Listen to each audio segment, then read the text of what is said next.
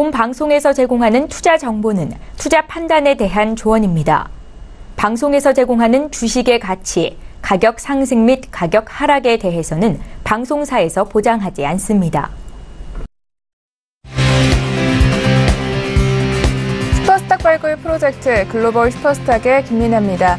이 북한과 관련된 불확실성이 해소되면서 세계 금융시장의 안정화를 찾아가나 싶었더니 이번엔 유로존에서 정치적인 불확실성이 또 이슈가 되고 있습니다.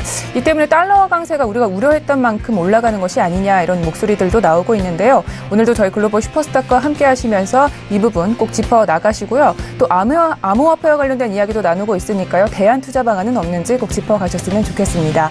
저희 프로그램은요. 서울경제TV 홈페이지 그리고 톡스타 홈페이지를 통해서 또 참여하실 수가 있습니다. cntv.co.kr, 톡스타.co.kr을 통해서 접속해 보시기 바랍니다. 참고로 본 방송에서 제공하고 있는 정보는 투자 판단에 대한 조언일 뿐 주식의 가치나 수익률을 보장하고 있지 않습니다. 저희 서울경제TV는 자본시장법을 준수하여 1:1 투자상담, 유사수신 행위, 무인과 영업행위, 불법 대역의 정보 및 가입 권유 등 모든 불법 사항들 엄중하게 금지하고 있습니다. 우선 시장 동향부터 체크하고 가도록 하겠습니다. 시황센터 연결해 볼게요. 안녕하세요. 최유은입니다. 오늘의 시장 소식 알려드립니다. 유럽 정치 불안으로 글로벌 증시는 불안정한 모습을 보이고 있습니다. 우리 증시도 양지수 모두 하락 출발하고 있는데요. 먼저 코스피부터 함께 보시겠습니다. 네, 현재 코스피는 1.26% 하락하면서 2426.27에 거래가 되고 있습니다. 수급 함께 보시겠습니다. 네, 수급 함께 보시겠습니다. 네, 현재 개인만이 2,182억 원 규모로 매수하고 있고요. 기관과 외국인은 오늘 각각 매도하고 있습니다. 코스닥 시장 함께 보시겠습니다. 네, 현재 0.07% 하락하면서 869.46에 거래가 되고 있습니다. 수급 함께 보시겠습니다. 네, 현재 개인이 712억 원 규모로 매수하고 있고요. 외국인도 29억 원 규모로 매수하고 있습니다. 기관은 663억 원 규모로 매도하고 있습니다. 해외 증시 함께 보시겠습니다. 해외 선물 지수입니다.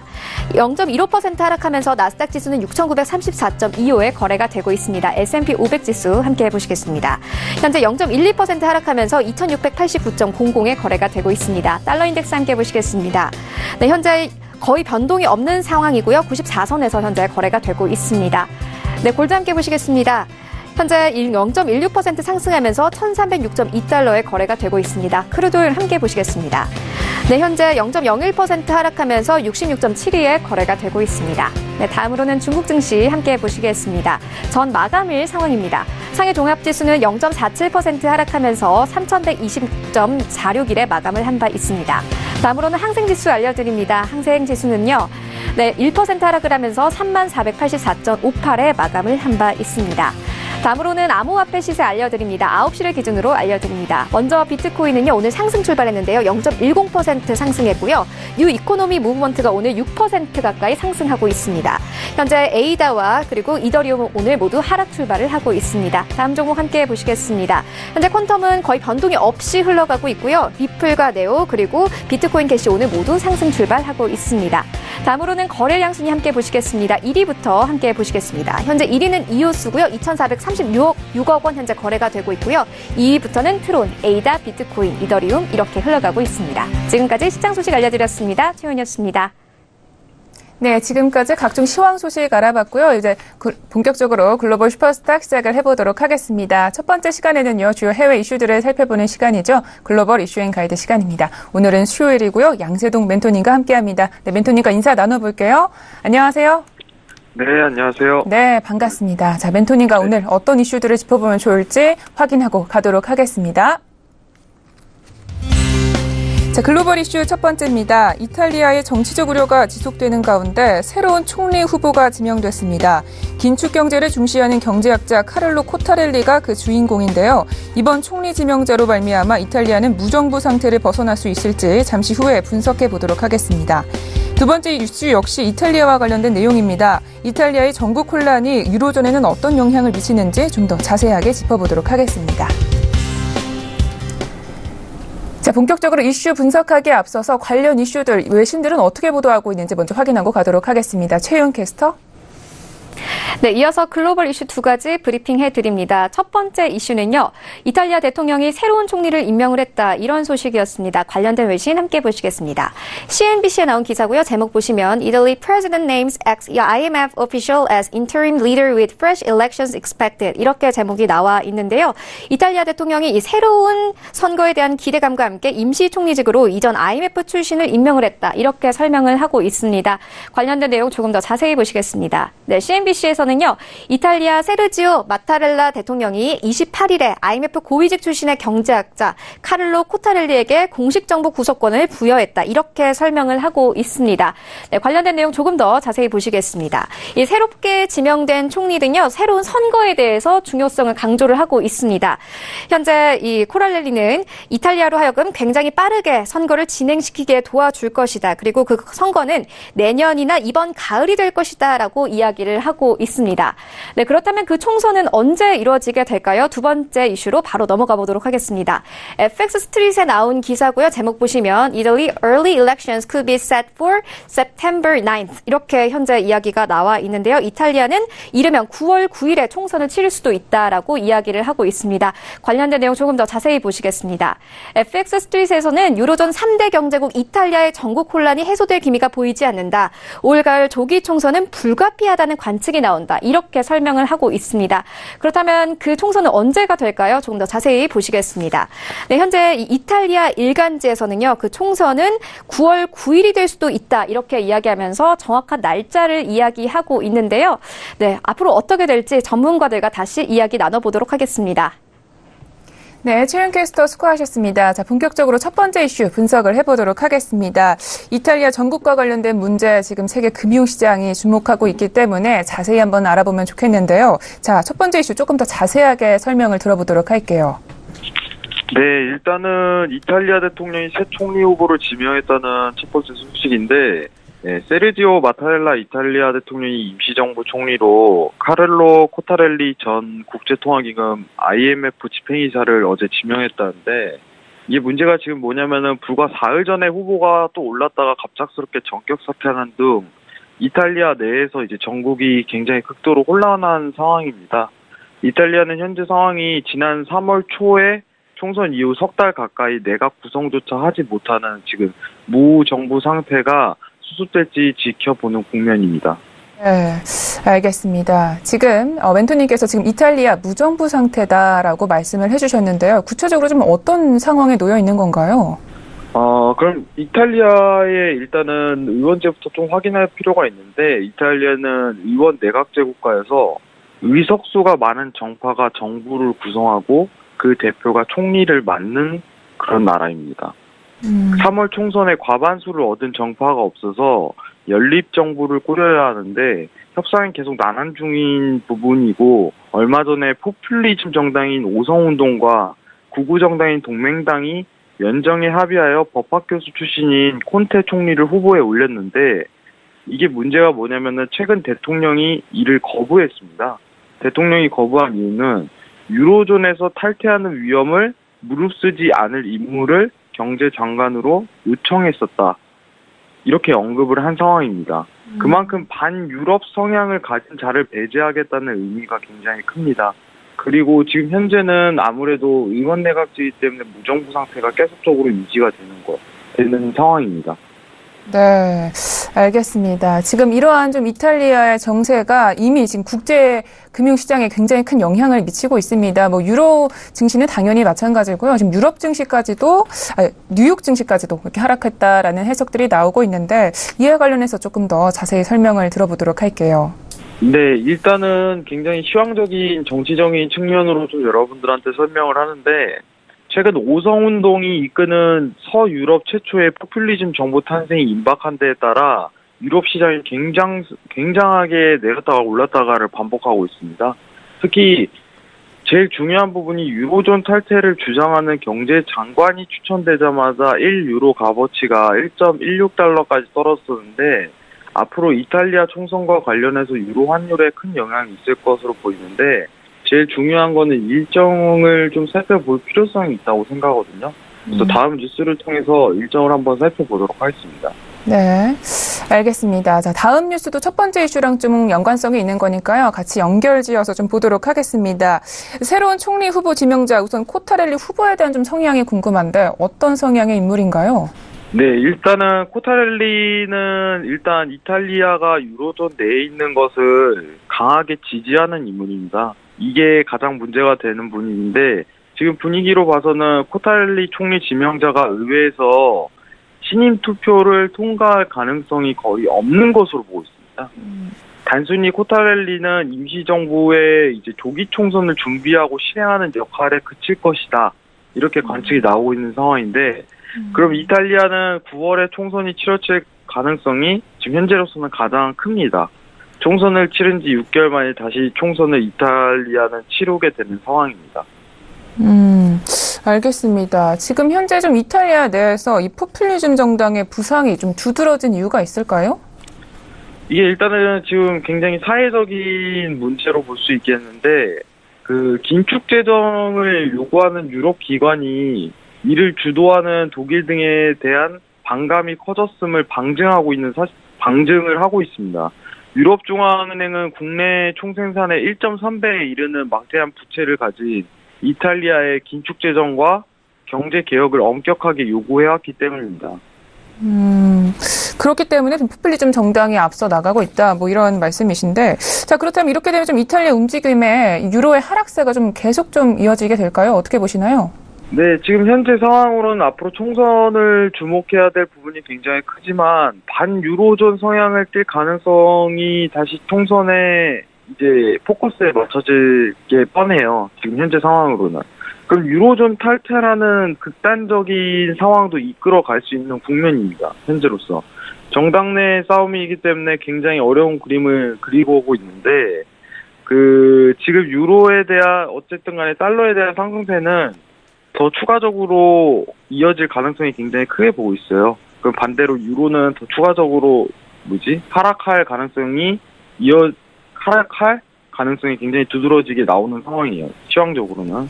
그러면 일단은 차트를 좀 판단해 보면은 여러분들이 지금 어쨌든 간에 강한 상승을 이끌었기 때문에 다시 한번 밑단에서 지지를 찾는 게 굉장히 중요하다고 생각을 해요. 그러면은 추세대가 이어지는 제일 밑단인 94.00 라인 달러가 여기서 오면은 유로 매도에 대한 접근을 한 번 더 할 수 있지 않을까 이렇게 생각하고 있습니다. 네, 알겠습니다. 이 총리의 지명 좀 굉장히 시급한 문제인 것 같습니다. 자, 여기까지 좀 이슈 분석을 좀 들어보도록 하고요. 자, 이번에는 이슈 분석을 바탕으로 해서 우리 멘토님이 가이드 한 줄평을 주실 차례입니다. 네, 멘토님, 오늘은 어떤 가이드 준비해 주셨나요? 네, 이탈리아 정치적 우려 속 달러 강세 지속될 것. 이탈리아의 정치적 우려 때문에 달러 강세가 지속되겠다. 이런 목소리도 굉장히 많이 나오고 있는데요. 달러 강세가 지속되면 아무래도 또 이 신흥국 지수가 압박을 받겠죠? 네네. 현 달러의 강세 부분에 대한 이탈리아의 반유로존 상황이 가중될 가능성이 현재로서는 굉장히 큽니다. 달러의 지지가 깨지지 않는 이상 유로의 추가적인 하락세가 이어질 가능성이 크게 염두하셔야 됩니다. 알겠습니다. 자, 이렇게 해서 가이드 한 줄평까지 잘 들어봤습니다. 자, 본격적으로 전 일장에 어떤 트레이딩 전략을 펼치셨는지, 그리고 오늘은 어떻게 대응을 하면 좋을지 전략적인 분석을 들어보도록 하겠습니다. 네, 멘토님 도와주세요.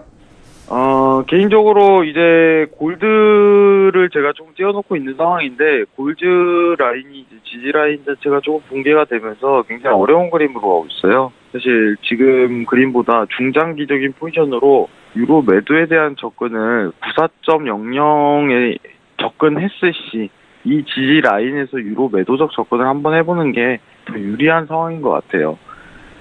전일 이제 매매 자체는 굉장히 갑작스러운 이제 주간에 반등하는 국면이 굉장히 컸었는데, 제가 여러분들한테 좀 추천드리는 자리는 달러가 한 차례 더 무너졌을 때, 그때 다시 반등할 가능성이 굉장히 크다는 부분입니다. 그래서 94.00 라인에서, 이 라인에서 달러가 다시 한번 저가로 갈 시 유로의 매도적 접근이 가능하겠다. 지금 달러를 보고 있지만은 유로는 반대로 생각하시면 됩니다, 차트를. 그렇기 때문에 유로 매도적 접근만 고려하시고, 골드는 조금 관망하셨으면 좋겠어요. 지금 이제 정치적 리스크가 있는 상황인데, 정치적 리스크가 굉장히 우려 속에서 진행되는 부분이기 때문에 다시 꺼질 가능성도 굉장히 제기되는 부분이거든요. 그래서 여기서 지지를 한 차례 더 받는지 체크만 하고 그 다음에 좀 오늘은 관망을 하셨으면 하는 분위기가 있습니다. 이상입니다. 알겠습니다. 오늘은 좀 관망하라라는 멘토님이 말씀이셨는데, 자, 그러면 오늘 말고 조금 지나서 달러 좀 추가적으로 매수로 대응을 하면 수익을 낼 수가 있을까요? 유로를 매도적 접근을 추가적으로 더 이어가야겠죠. 아무래도 이제 FOMC 회의 전이고, 아직까지 상황이. 그리고 지금 이탈리아 유로존 내에서도 문제가 제기가 되기 때문에 달러의 약세가 좀 다소 펼쳐질 때 재차 다시 이제 유로의 매도를 접근하는 것이 더 옳다고 생각하는 부분입니다. 네. 알겠습니다. 자, 그런데 사실 이 유로와 골드가 약간 차트상으로 비슷한 흐름을 이어갔었잖아요. 그럼 지금 좀 유로존에서 이런 정치적 불확실성이 이어지면서 다른 추세를 좀 이어가는 것 같은데 이런 방향 좀 이어질 거라고 보시나요? 어떻게 보시나요? 원래 통화 정책상으로 시황이 펼쳐지면은 거의 이제 유로랑 골드랑 같은 흐름을 보이고 달러랑 골드가 이제 반대 흐름을 굉장히 보이는 그림인데 이번 시황 자체가 이제 유로존 내에 있는 리스크가 발생했기 때문에 유로는 추가적으로 하락하고 이제 지정학적 리스크가 부상이 되면서 골드가 상승하는 그림이 그려 있어요. 그래서 골드 자체가 굉장히 분위기가 보기 어려운 그림이에요. 그래서 골드를 관망하는 분위기를 왜 요구했냐면은 통화 정책을 기반으로 한 골드의 움직임이 아니라 지정학적인 리스크, 갑작스러운 리스크, 총 유로존 내에 있는 갑작스러운 리스크가 발생했기 때문에 차트가 달러 인덱스랑 맞물리지가 않아요, 현재 상황이. 그렇기 때문에 어떻게 보면은 하나의 조건을, 여러분들이 골드 차트를 보시는 하나의 조건을 배제하고 보셔야 되는데, 달러를 비교가 안 되기 때문에, 그렇기 때문에 골드 자체를 관망하시는 거를 적극적으로 좀 권장드리는 편이에요. 네, 알겠습니다. 자, 마지막으로 하나만 좀 더 여쭤볼게요. 우리 양세동 멘토님, 통화지수에 대해서 굉장히 잘 알고 계시기 때문인데, 엔화는 좀 어떤가요? 엔화 상황은 지금 안전자산 범주로 좀 들어가 있는 국면이죠. 이제 BOJ에서 인플레이션을 좀 강조하긴 편이긴 하지만은 엔화 자체를 반등을 조금 보기보다는 골드랑 같이 비교하시면서 보는 게 굉장히 유리하다고 생각을 하는 편입니다. 그렇기 때문에 엔화에 대해서 손을 대는 지점은 인플레이션이 상승하고 이제 채권 매입에 대한 축소를 진행하면은 그때 매수적 접근을 할 생각인데 올해 하반기에 좀 기대할 수 있지 않을까 이 생각을 하는 편이고 그때까지는 좀 안전자산의 이제 대표주자죠. 이제 골드라든가 10년물 채권을 위주로 좀 매매하시는 게 굉장히 유리할 것 같습니다. 네, 알겠습니다. 자, 엔화는 꼭 골드랑 같이 비교하시면서 분석하시라는 멘토님 말씀 잘 들어봤습니다. 자, 여기까지 우리 글로벌 이슈 앤 가이드는 마치도록 하겠습니다. 멘토님 오늘도 말씀 고맙습니다. 네, 감사합니다. 네, 글로벌 이슈 앤 가이드 정리하고 돌아오겠습니다.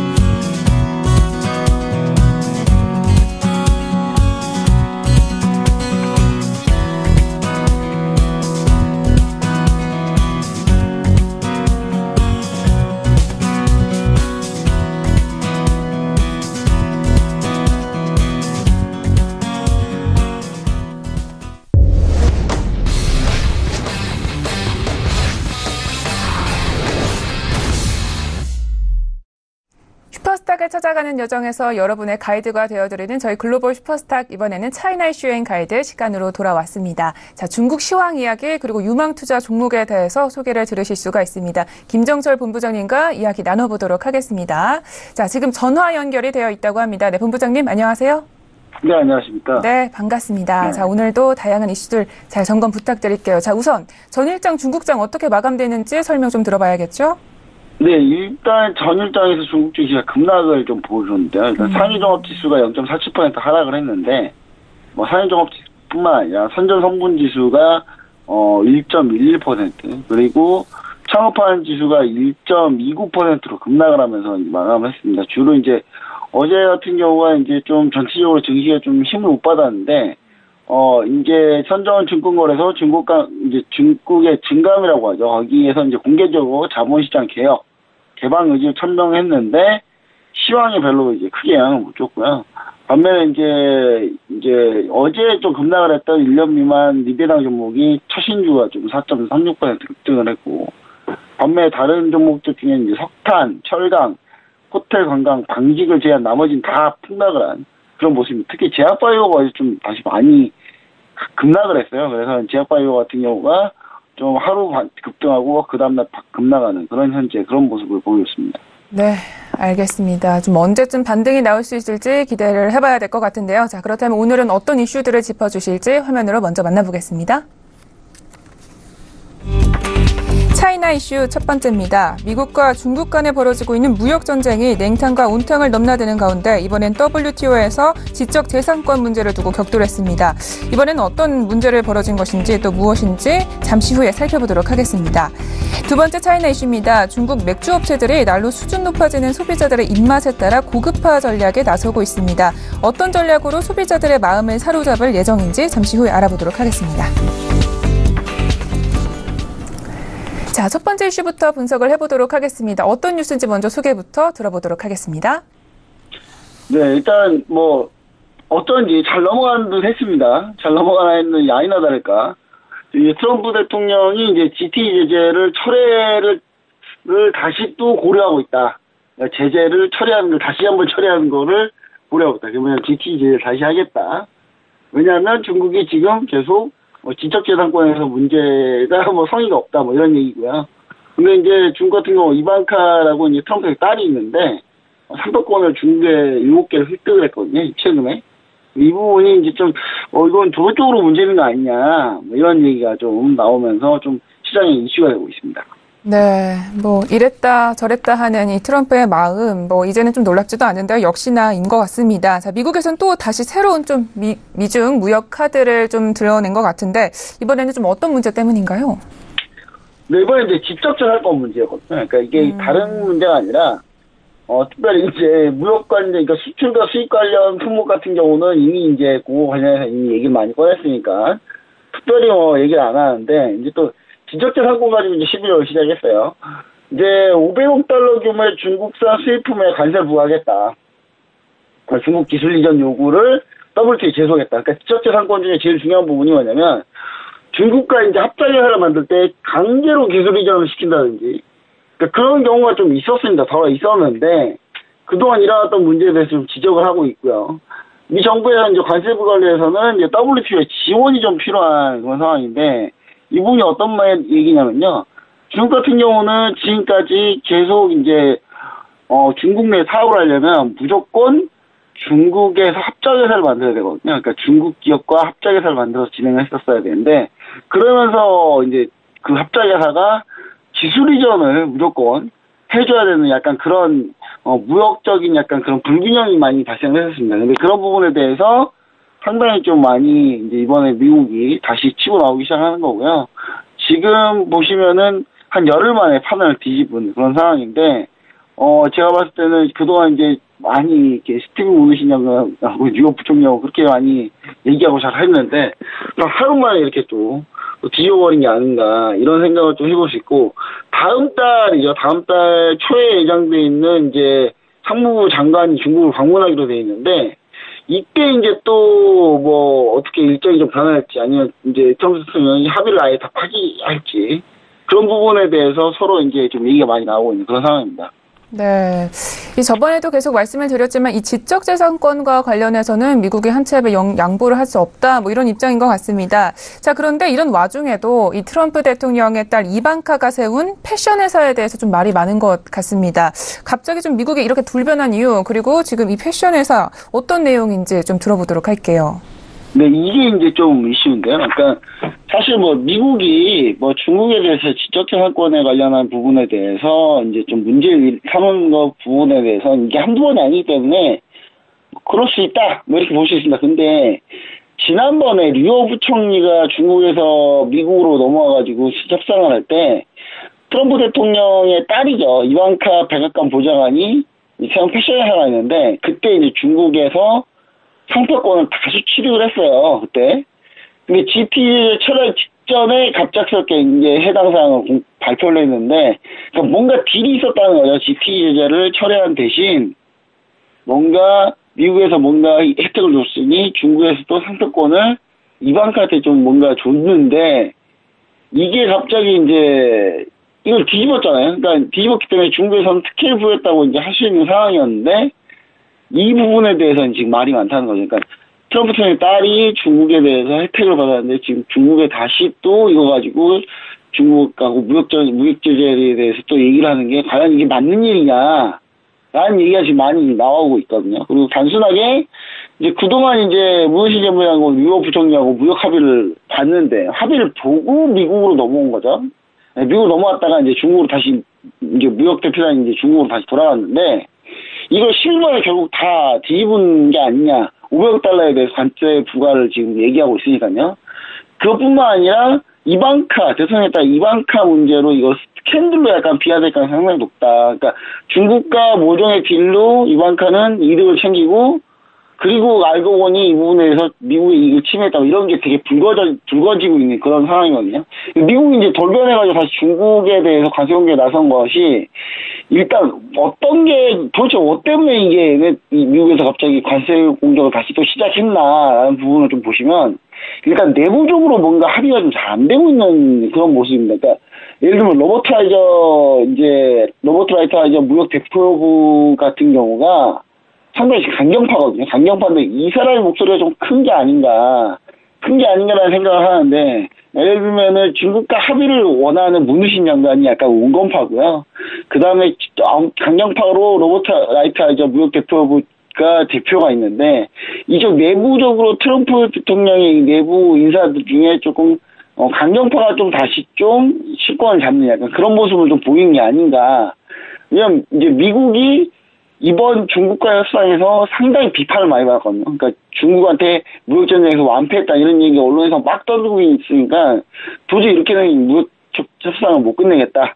추가적으로 협상을 더 해야 된다라는 식으로 이제 로버트 라이터 이제 그런 얘기를 했었거든요. 그렇기 때문에 이번 사태에 대해서는 좀 미국 강경파 문제가 있고, 그다음 두 번째로는 도대체 트럼프 대통령이 이방카가 이렇게 혜택을 받았는데 과연 이걸 어떻게 토해낼지 그 부분도 상당히 좋은 관전 포인트가 아닌가 그런 생각을 또 해보게 됩니다. 네, 알겠습니다. 이방카가 중국 내에서 상표권을 다수 취득했다 좀 놀라운 뉴스인 것 같은데 이 트럼프가 지금 중간 선거 승리보다 딸의 성공을 조금 더 신경 쓰는 게 아닌가 뭐 이런 생각도 드는 것 같습니다. 알겠습니다. 첫 번째 이슈는 여기까지 정리를 해보도록 하겠습니다. 자, 계속해서 두 번째 이슈로 넘어가 볼게요. 두 번째 이슈 설명부터 들어볼게요. 네, 두 번째 이슈는 이제 중국이 이제 중국 맥주들이 있는데요. 중국은 이제 주류 기업들이 상당히 많이 있습니다. 주류 기업들이 상당히 많은데, 다른 나라보다 약간 주류 기업이 되게 돋보이는 그런 경우가 많습니다. 근데 중국 맥주들이 프리미엄 전략과 고급화 전략을 요즘에 많이 취하고 있다. 그리고 화룬시아라는 이제 그런 기업이 있고요. 칭따오는 익숙할 거예요. 근데 이제 그런 맥주 기업들이 최근에 중국 시장이 좀 정체되어 있는 것에 따라서 좀 프리미엄과 고급화하는 방법이 있고요. 또 국가 전략하고 그다음 청년 인구가 지금 점점 줄고 있고 노령화되고 있거든요. 그런 부분 때문에 시장 성장률이 좀 많이 둔화되고 있기 때문에 그에 따라서 이렇게 대응하는 게 아닌가 그런 얘기가 있습니다, 현재. 네, 화륜시와는 좀 잘 모를 수가 있는데 칭따오 맥주 하면 우리나라에서도 굉장히 인기가 많은 맥주잖아요. 일단 우리 투자자들의 입장에서 좀 이런 변화에 대해서 어떻게 판단을 하면 좋을까요? 네, 일단 칭따오 하면 우리 대충 기억나시죠? 양꼬 제엔 칭따오 이런 얘기 있잖아요. 그 정도 상당히 좀 우리나라한테 친숙한 브랜드이기도 하고 우리나라에서 많이 팔리기도 합니다.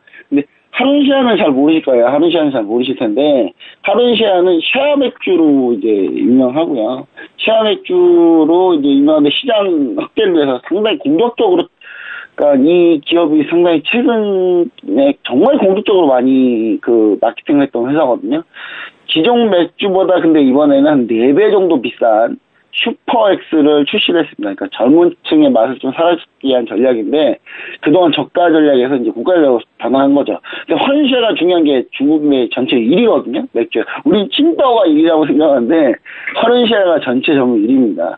전체 점유율 1위인데, 1994년에 설립을 했고, 그러니까 이 회사의 역사는 되게 짧아요. 짧은데 그동안 성장 속도가 어마어마한 그런 회사고, 중국에서도 칭따오마저도 이번에 완전히 제쳐버렸거든요. 그래서 전체적으로 이제 맥주에서 1위를 차지하고 있었고, 그런데 이제 이쪽 기업이 워낙 마케팅이 세기 때문에, 마케팅이 그동안 많이 셌던 부분 때문에 사실 지금 최근엔 적자를 보고 있어요. 그러니까 점유율은 1인데 지금 시장에서 계속 점유율 확대 노력 때문에 적자를 보고 있는 그런 상태인데, 그런 부분에 대해서 뭔가 다른 전략으로 좀 접근하고 있지 않나, 뭐 이렇게 좀 얘기를 드리고 있고요.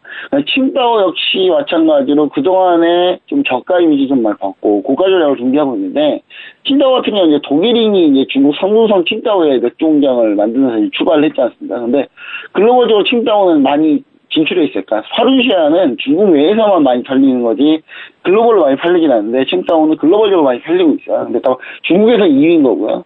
근데 이제 2014년 이후에서 중국 내에서도 이제 성장성이 점점 떨어지고 있어서, 이제 이런 부분에 대해서 어떻게 좀 생각하고 있냐, 맥주 소비 시장이 좀 더 세분화되고 고령화되고 있는 상황이라고 판단을 하는 것 같아요. 그래서 맥주가 이제 솔직히 맥주 같은 경우가 다이주, 그러니까 백주, 중국의 백주라고 하죠. 중국의 백주 또는 와인처럼 약간 고급 문화적 요소가 좀 떨어져요, 맥주 같은 경우는. 그건 어디나 마찬가지가 없는데, 그래서 이제 맥주 같은 경우 대체하는 시장이 상당히 많아요. 그래서 맥주 같은 경우는 약간 고급화 전략으로 좀 이번에 좀 서로 좀 진행을 하고 있는 게 아닌가. 그러면서 약간 백주나 중국의 백주 느낌이 좀 나게끔 하는, 그 백주는 오히려 지금 저가 전략을 쓰고 있고요. 그래서 그런 부분이 조금 포인트가 좀 맞아가는 그런 상황이 아닌가, 그렇게 좀 얘기를 드리고 싶습니다.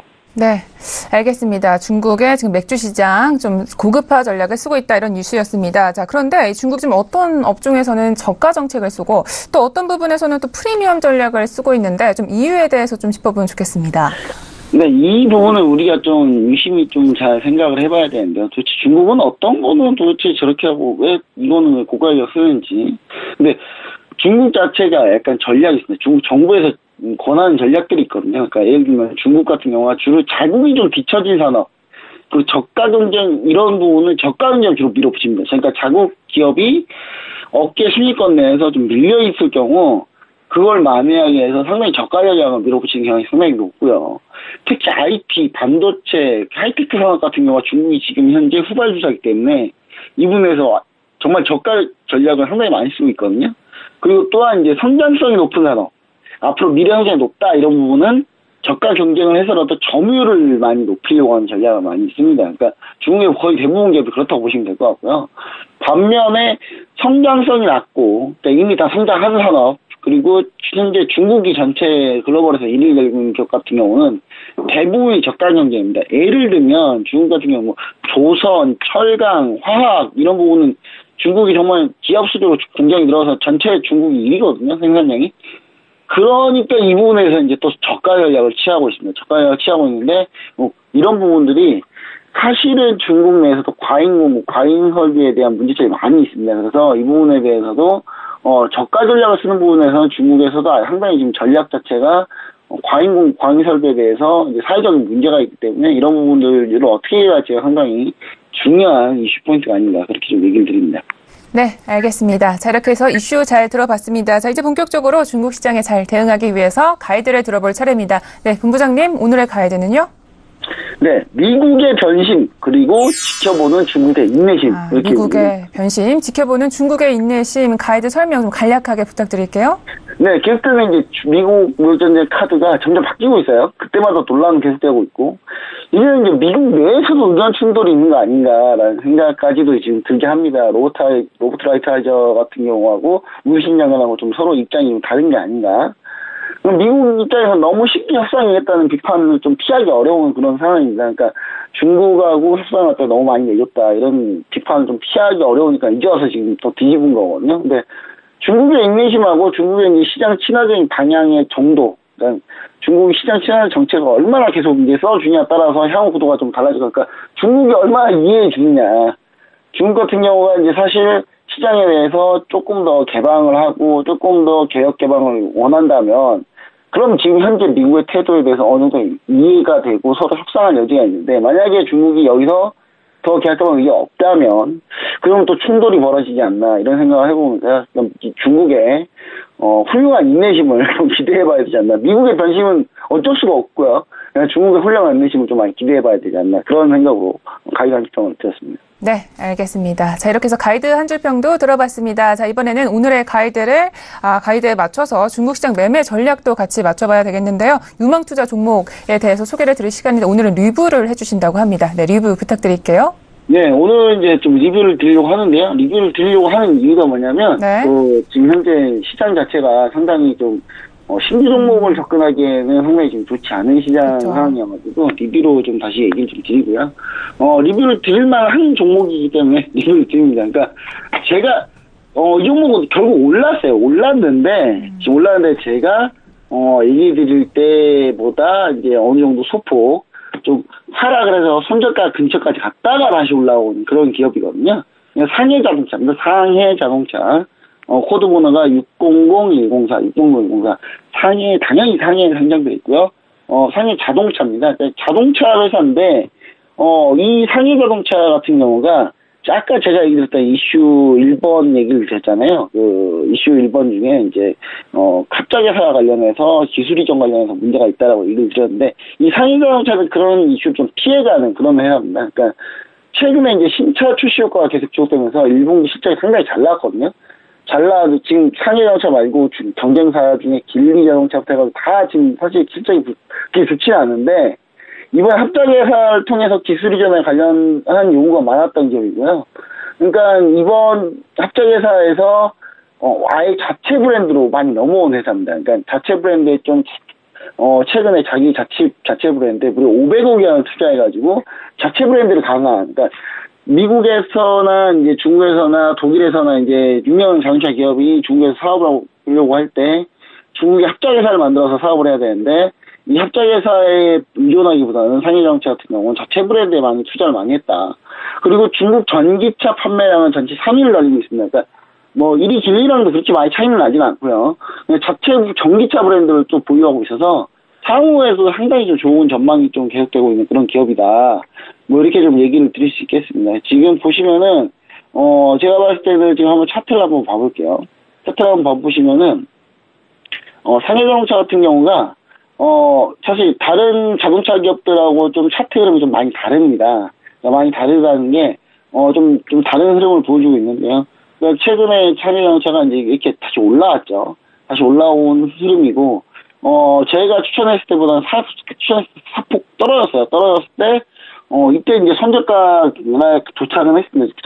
그래서 안타깝게 손절된 면이 있긴 한데, 그러고 나서 다시 재반등을 주면서 다시 쭉 올라오면서 지금 현재 수익권에 들어와 있거든요. 수익권에 들어와 있는데, 상해 자동차도 추가적으로 또 신규 매수도 가능하다라고 좀 얘기를 드리고 싶고요. 신규 매수는, 지금 가격대만 아니고 한 34.500 구간, 그러니까 제가 라인을 쳐놓은 구간이 있습니다. 이 라인을 쳐놓은 구간에 소폭 밀리면 그때 거기서 좀 진입하면 제일 좋을 것 같고요. 그리고 손절가는 33.200. 지금 60일 이평선이죠. 60일 이평선을 이탈했을 때 33.200 가격대가 되거든요. 60에서 완전히 이탈하면 그때 좀 이제 손절을 보시면 좋을 것 같고, 1,500간 전고점입니다. 36.700 구간에 있는데 제가 전고점 라인도 이렇게 좀 잡아놨고요. 그 다음 2,500단은 현재 글로벌 자동차 회사의 평균으로 봤을 때 자체 브랜드가 좀 강화됐을 때 좀 따지고 보는 한 39 위안 정도인데, 39 위안이면서도 39.700 구간 정도 이쪽 보시면은 가장 좀 무난한 흐름이 되지 않을까. 일단은 중요한 건 정고점을 돌파하는 게 가장 중요하다. 이렇게 좀 얘기를 좀 드리고 싶습니다. 네, 알겠습니다. 자, 차이나 이슈 앤 가이드는 여기까지 하겠습니다. 자, 리뷰까지 해주신 친절한 본부장님, 오늘도 말씀 고맙습니다. 네, 감사합니다. 네, 차이나 이슈 앤 가이드 정리하고 돌아오겠습니다.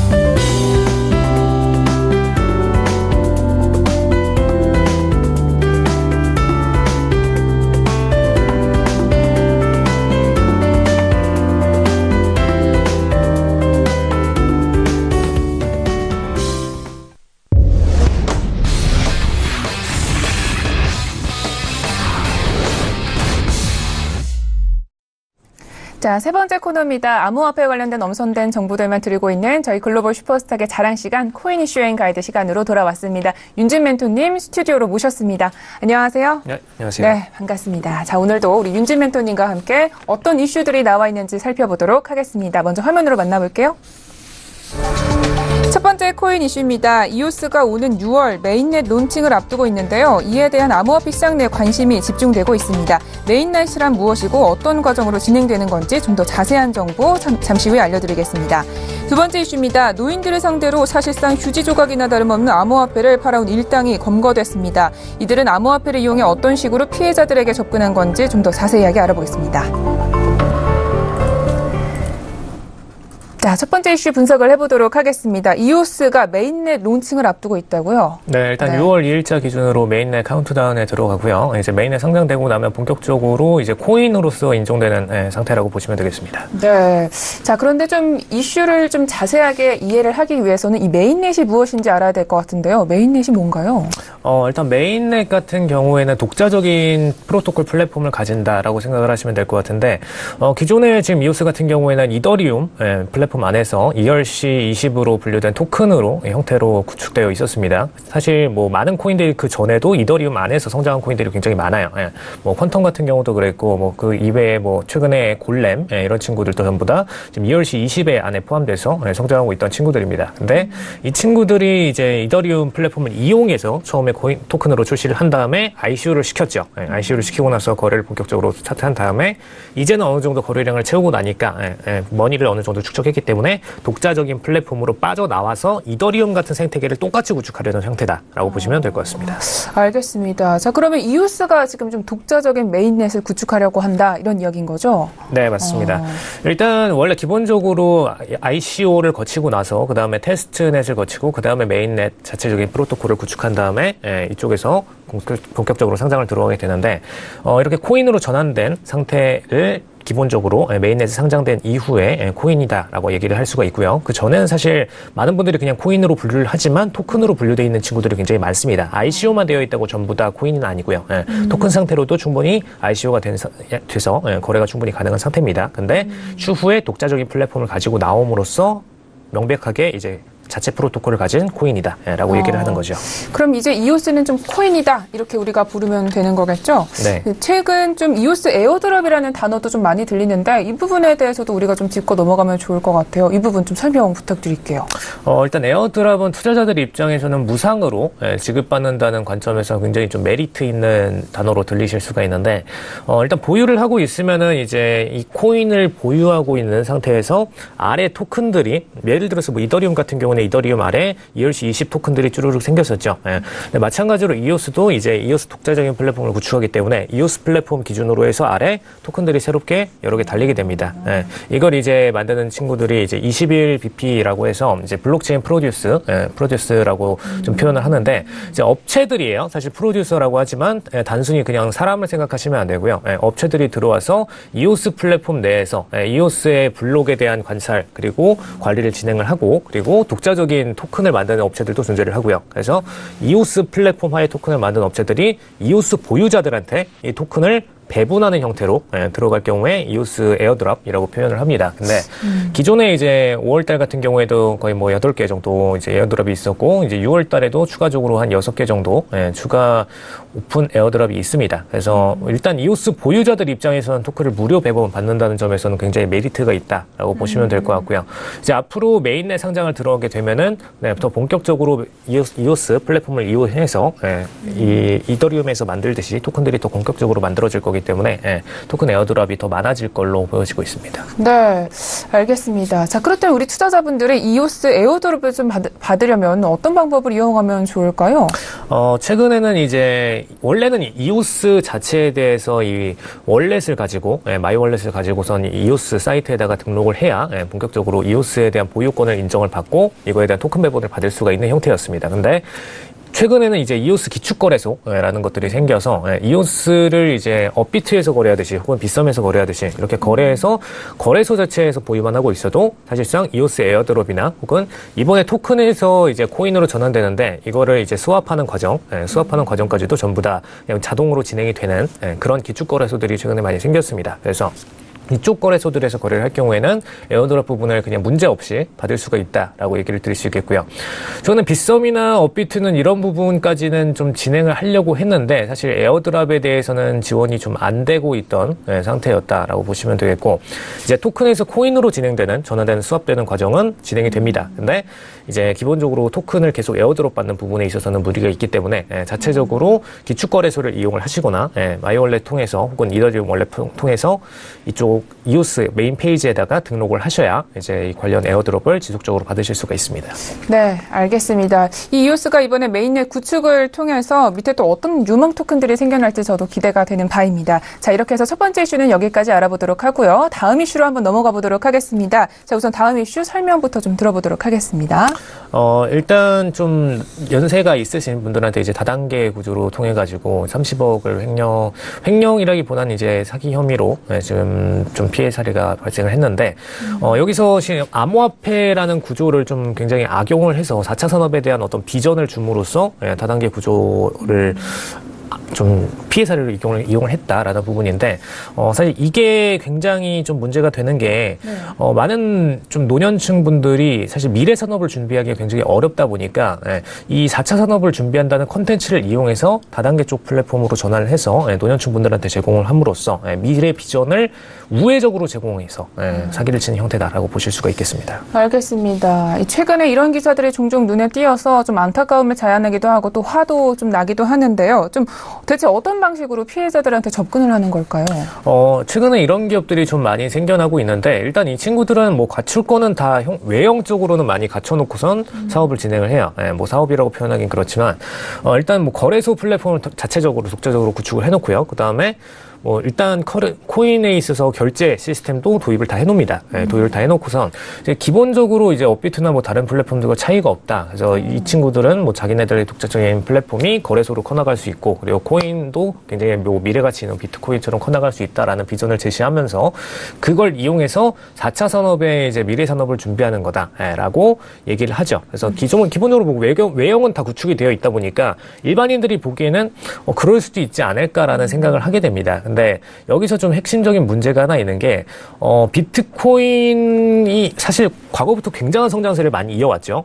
거의 뭐 몇천 %랑은 비교가 안 되는 정도의, 거의 뭐 몇십만 % 정도의 강한 성장을 이어왔는데, 이제 동전주에서부터 지금 몇천만 원대까지 올라왔습니다. 근데 이 비전을 사실 성공 사례로 이용을 해서 어떻게 보면은 이제 과거에 뭐 마이크로소프트가 처음 밑바닥에서부터 위로 올라간 것처럼 비트코인도 이런 사례를 가지고 있는 거죠. 근데 이런 사례를 굉장히 악용하기가 쉬운 상태이기 때문에, 주식이 아니라 단순히 코인이기 때문에 단일 기업이 만들기가 좋습니다. 그래서 이 구조를 통해서 우리도 비트코인 같이 이렇게 성장이 될 거다. 그래서 미리 사두셔야 비트코인처럼 된다. 이런 비전을 제시하면서 이제 좀 특히 노년층들을 좀 많이 노리고 있습니다. 그래서 이런 비전들을 잘 모르시는 분들이죠. 이 비트코인과 지금 이런 코인들과의 차이점을 제대로 인지를 못하시는 분들한테 공격적으로 판매를 하고 있다라는 면에서 최대 좀 악용되는 사기다라고 좀 보실 수가 있겠습니다. 알겠습니다. 겉으로 볼 때는 별로 차이점이 없는 것 같지만 사실상 근본적으로는 좀 차이가 있다라는 거잖아요. 이런 시스템과 실제 암호화폐 이 어떤 시스템들 어떤 차이점이 있을까요? 일단 업비트나 거래소에 지금 상장돼 있는 상위급 코인들의 경우에는 굉장히 좀 심사 과정이 탄탄합니다. 뭐 최근에 뭐 빗썸에서 좀 불심사 논란, 좀 불안정적인 코인에 대해서 불심사 논란이 좀 있었는데, 사실 메인되는 이제 상위 10 업체들에서 상장되어 있는 코인들은 대부분 다 이제 코인 랭킹들 사이에서 최소 100위 안에 뜨는 코인들 중심으로 거래가 많이 일어나고요. 아무리 BTC 종목이더라도 보통 뭐 200~300위권 안에서 거래가 대부분 일어납니다. 근데 최근에 ICO가 뭐 하도 많이 일어나고 있다 보니까 뭐 거의 5,000개까지도 좀 폭넓게 최근에 신규 상장되는 코인들이 존재를 하고 있죠. 근데 문제는 이 중에서도 정말 상위급 코인들만이 이제 거래소에 오픈이 되고 이제 언제나 차익 실현을 할 수 있는 형태가 되어 있죠. 물론 뭐 공격적으로 수급이 들어오지 않는다면은 더 떨어진 가격에 손절을 하게 될지라도 일단 탈출할 수 있는 익시트구가 있습니다. 근데 이렇게 거래소가 구축이 되어 있지 않은 경우에는 굉장히 익시트하기가 어렵다라고 얘기를 드릴 수가 있겠고요. 근데 이런 거래소들과 이런 다단계 업체들이 만들어 놓은 거래소들과의 핵심적인 차이를 좀 좀 인지를 하셔야 됩니다. 예.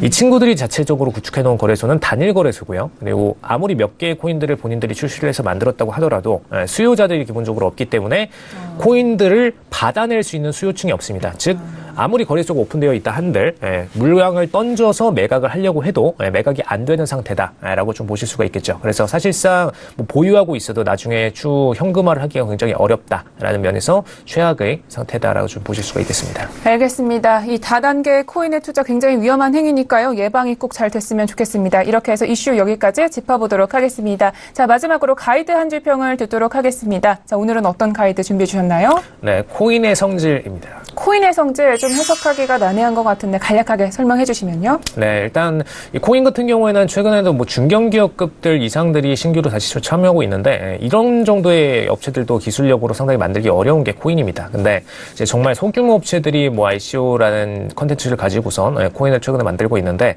이런 코인들을 좀 정확하게 잘 분류를 해서 어떤 게 진짜로 미래의 코인 될 수 있는지 좀 보는 안목을 키우시는 게 중요하다고 얘기를 드릴 수 있겠습니다. 알겠습니다. 자, 오늘도 좋은 말씀들 잘 들어봤습니다. 오늘도 고생해 주셔서 감사합니다. 네, 감사합니다. 네, 오늘도 저희 글로벌 슈퍼스탁은 해외 선물과 중국 주식 그리고 암호화폐까지 전 세계를 대상으로 유망 투자 종목 발굴하기 위해 열심히 달려왔습니다. 저희 방송은 여기서 마무리하지만요. 서울경제TV 홈페이지 그리고 톡스타 홈페이지를 통해서 또 참여하실 수가 있습니다. centtv.co.kr, 톡스타.co.kr을 통해서 접속해 보시기 바랍니다. 참고로 본 방송에서 제공하고 있는 정보는 투자 판단에 대한 조언일 뿐 주식의 가치나 수익률을 보장하고 있지 않습니다. 저희 서울경제TV는 자본시장법을 준수하여 1:1 투자 상담, 유사수신 행위, 무인과 영업행위, 불법 대여계좌 홍보 및 가입 권유 등 모든 불법 사항들 엄중하게 금지하고 있습니다. 글로벌 슈퍼스탁 오늘은 여기까지입니다. 오늘도 성공적인 투자 판단 하시기를 기원합니다. 자, 오늘도 시청해주신 여러분 고맙습니다.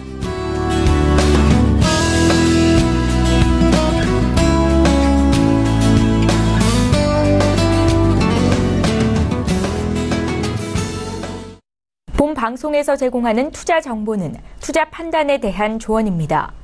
방송에서 제공하는 주식의 가치, 가격 상승 및 가격 하락에 대해서는 방송사에서 보장하지 않습니다.